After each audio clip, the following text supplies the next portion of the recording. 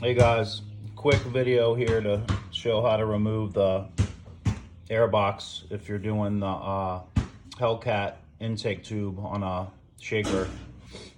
It's just an 8mm here, flathead here, loosen that up. And then there's two push pins for this duct. Loosen those up. And then this tube right here, you just pull out.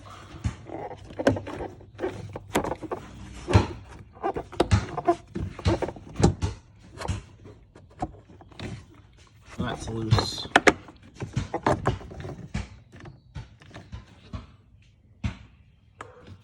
I think we can pull it out now.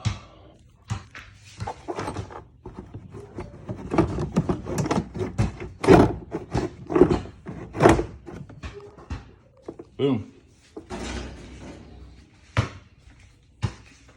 So there it is, and that's where the Hellcat intake tube is going to go.